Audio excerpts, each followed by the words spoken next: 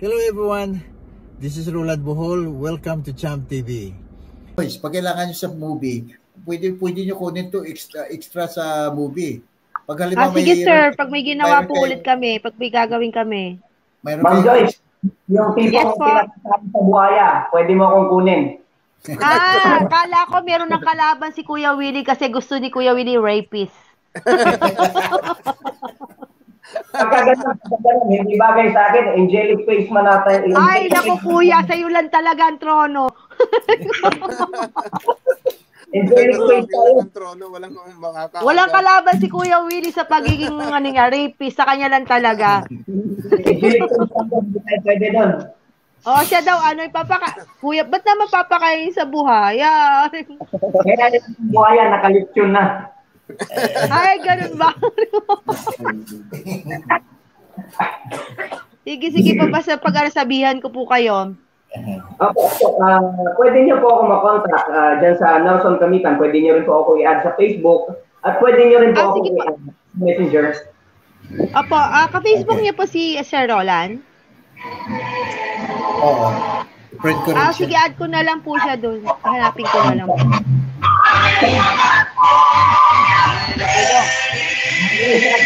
Sombrero mo. Bagay sa akin yung sombrero mo. Bagay? Di ba paggawa tayo? Papagawa ako. Sir, yung magandang t-shirt, sir. Sir, yung t-shirt mo pala nandito pa. Ayaw mo na pero sinausap ko si si Idol Gary. Sabi niya baka papagawa na siya ulit. Yan. Yun daw po, yung nyo sir, yung pinakita nyo sa akin, yung nakalagay dito, maganda yung black. Yung black, Ganda. Di ba, nagpapagawa pa kami. Pagka nag-available na, message ko kayo. Sige po, sir. Pwede ka mag-message sa akin, Champ, kung saan mo ipapadala. May mailing address naman po ako. Okay. Alright, will do. Wala pa tayong pinagtuhan galing kay Champ. Wala pa kaming pamasko sa'yo. Oo nga no? Galing sa'yo.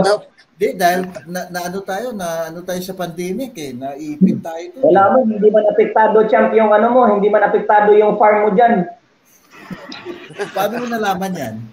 Ay, di ba, the last time we talked each other, you tawagan ipakita mo yaman yun sa akin through our conversation in a messenger. Yeah. Yung nasa farm ka. I forgot. Yeah. Pasensya ka na, tumatanda na yung kaibigan mo. Pasensya na, tumatanda na yung kaibigan mo. Medyo mauulianin na kaunti. Ako rin malilimutin na ako. Bro, Champ, malilimutin na rin ako. Ganun ba? Nakalimutan ko na yung Pasko Kaya sinabi ni Kuya Willie para makaiwas sa hihingi ng Aguinaldo. Tumatanggap kami kasi meron, di ba? Meron pang may Valentine's naman. Pwede naman namin i-celebrate yung Valentine's ng Pasko pa rin. Ano daw? Better late than never. Yeah. Very good. Ayun talaga. Ay, tanungin ko pala kayo, saan kayo magbo-Valentine's Day, guys? Bakit wala yung Ako muna sasabihin. Uso pa ba yun? Ano ba yung Valentine's? Ano yun? Araw ng patay? Hindi. Araw ng patay ng ilaw yun. Wala kayong mga ka-Valentine's? Araw ng patay parehas tayo. Araw ng patay ng ilaw yun. Si Sir Roland lang yata tsaka si Kuya Willie magde-date. May date yung mga yan. Work kami dito. Napakabait ako Work daw sila Alam mo naman ako napakabait, di ba? Kung man yun, work sila. After work, after work pa rin. Alam mo, ang Haponesa wala niyan Walang, ang namin dito ang shipping namin dito once in the blue moon. Ay! Oh. Ganun malungkot! Priority kasi dito trabaho tsaka yung pamilya. Yeah, yan ang maganda. Bro. Okay naman yun, kuya. Okay naman. Bro Willie. Ay. Once in a blue moon, ha? Pero nakailan ka na, ha? Ilan yan? 5? 4 na anak ko. Okay. Once in a blue moon pa yan. Kasi, sir, akala kasi ni Kuya Willie, yung once in a blue moon, ang tingin niya is 5. 7 days a week yun. 7 days a week. Hindi once lang. 7 days in a week. Oo, hindi once in a blue moon yun. Kaso everyday may moon. Kaya everyday yon. Hindi, kaya naka-4 ako. Alam mo, ikwento ko. Kaya naka-4 ako. Siyempre, ayaw ko pagbigyan basta-basta. Pagka pinagbigyan ako, sabik na sabik ako. Kaya Ganon! Oo. Ang istorya ng buhay namin dito. Parang ayoko maniwala ko. Hindi, totoo. Totoo. Parang ayaw maniwala ni Joyce sa'yo. Ang mga Hapon. Oo nga. Parang Hapon sa umpisa lang.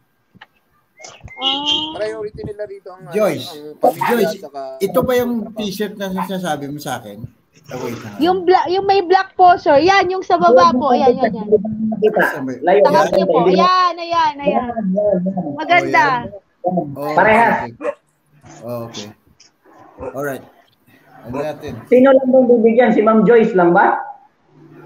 Tayo lahat. Lahat siyempre. Parang si Ma'am Joyce lang yata yung bibigyan. At to be, meron ang gawin natin.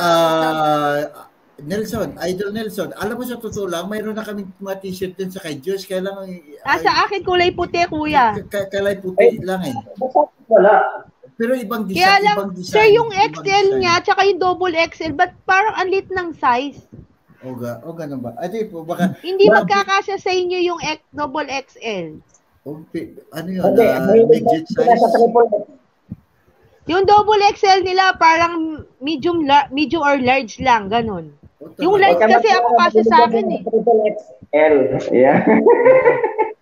Malit yung size nila. Papagawa na lang siguro ulit ng ano. Pero sir, maganda yung pinakita mo, maganda yan. Yun ang design na gusto ko eh. Kaya nga ayaw ko muna mag-ano kasi gusto ko yung design na yun eh. Yung mas maganda po. Magandang design. Yun yung ano eh. Yun yung original design talaga. Ha? Opo. Kamusta ka na, Champ? Okay lang. Ma-beauty pa rin. Hindi. What do I mean the last time na medyo ano ka, yung medyo matamlay ka the last few months? Siguro kabe-break lang nun eh. Wala. Talo mo talaga si Cassie Macalos. Ha?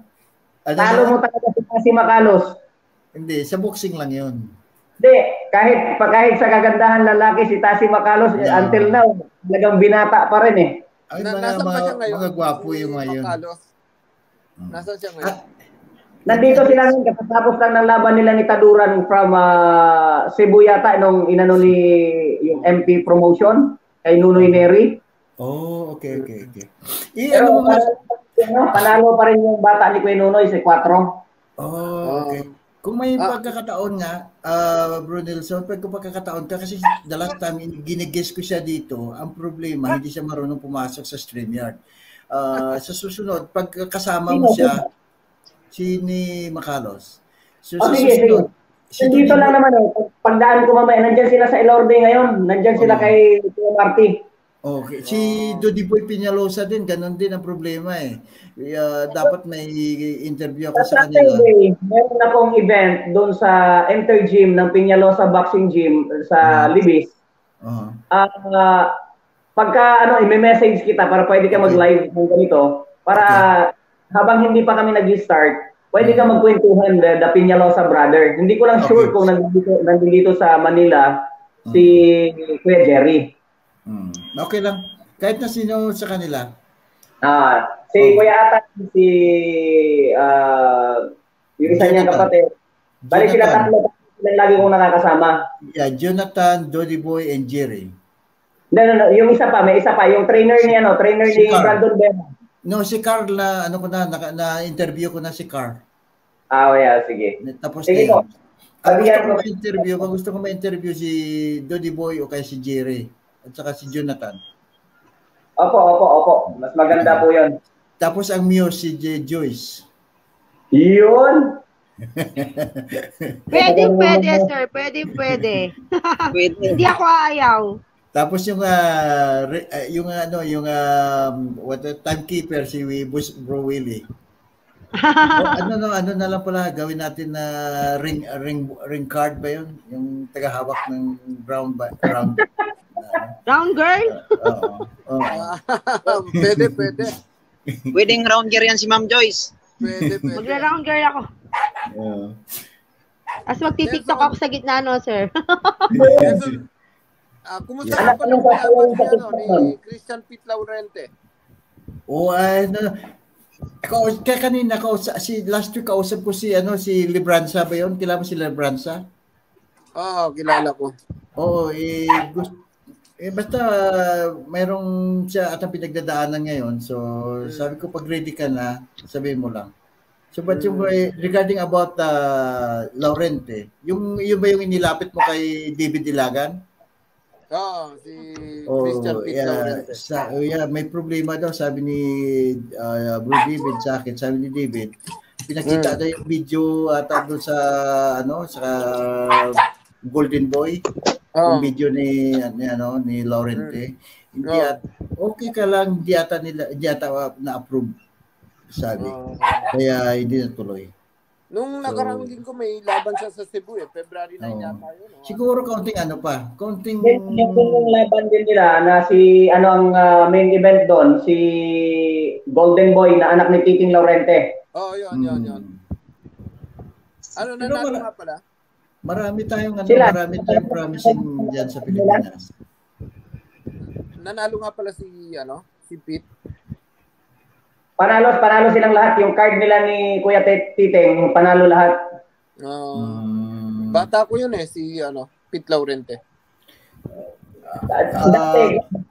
Dati siya, magbapo kami noon. Na-injection. Kaya ako ganito na itsura ngayon. Ganito ba? Okay, Brunelson, alam mo ba si Ronel? Si Ronel, ex-boxer to ngayon, coach na siya boxing coach na siya Sino Ronel? Isparas? Ito si Ronel Samar, yung nasa screen niya. Sorry. Sa totoo lang, siguro, kaya nga na-familiar siya sa akin. Hindi ko siguro siya inabot during those time na nasa boxing industry din ako na sa kasagsagan ng kabaksingan namin. Saan boxing stable siya before? Anong stable ka, Ronel? Go ahead. Ronel, go ahead. Anong stable ka daw? Anong boxing stable ka? Go ahead. Tinatanong ka ni Idol Nelson kung anong stable. Ilorde rin siya. Ilorde pala. Sabi ko na nga ba Napapanood ko na yan noon. Okay. Ito, tatlo kaming mga taga-Ilorde, Tatlo. Okay. Ito man talagang love na love to ni Ma'am Laura. Sino? Ikaw? Kayo, Champ. Ito kasi bata to ni Sarial. Si Daddy Sarial, talagang yan. Special yan sa Ilorde. Yan. Hindi naman. Sila naman ni Ate Laura, Lolo Sarial, pantay-pantay naman ang treatment nila sa mga boxers nila Champ, iba talaga ang treatment nila sa'yo. Hindi, pare-pareho lang. Biruin mo, pinag-artista ka. Bibilangin lang natin. Pinag-artista ka. Pinatira ka sa Hawaii. Saan ka pa pinatira? Hanggang dun sa full support talaga sila sa'yo. Tingnan natin. Tama. I hope you don't mind. Wala naman silang ibang tinratong ganong boxer Kasi kasi ang ganitong kwento niyan parang doon ako lumaki na sa kanila Yun nga Kamag-anak ko na yung ngayon Yun nga yung maganda ko. At saka siguro baka hindi nagkataon lang siguro di totoo yan para sa akin parang pantay-pantay lahat lang. Nagkataon lang na very very humble ka talaga. Very humble talaga. Pero ganun ang mabalik tayo dun sa mas ko namin until now, wala pa Ano sabi mo? Ilang taon na ba to si Nelson? Ilang taon na po kayo? Ako po, kung inyong mamarapatin po, 40 anyos na po ako. Yan. Batang-bata pa. Ilang taon ka na, Joyce? Batang-bata, nagnganganga. Ilang taon ka na, Joyce? 40. 24 daw. Bata pa pala si Joyce. 4-4. Bata ka pa. 44. Oh, okay. Yan, bata pa si Joyce. Ako, bata pa rin ako eh. Bata isip. Bata isip. No. Bata ang hilig niyan. Ay, ganun. Line of 4. Kaya kung nag-4-4 ka, mag-ingat-ingat ka.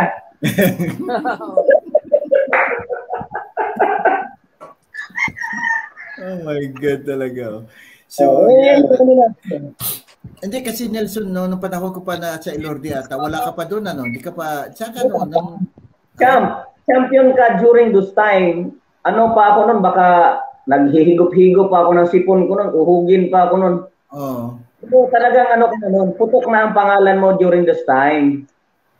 Napaka, ano mo na noon, very famous ka na noon. No, hindi. Kaya, dumating sa isip ko na ang Rolando Bohol, world champion, nung hindi ko lang matandaan kung anong year kayo naglaban ni ano eh.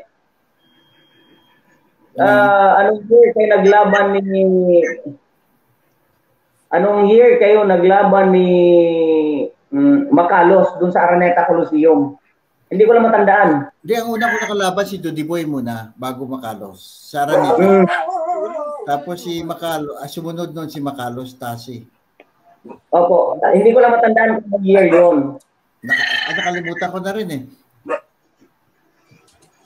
Hindi pa nga ako ulit nakakapunta ng games and amusement board para sana picturean ko yung picture mo na nandun ka. Gawin. Kaya nga mapagawi ka nga pala,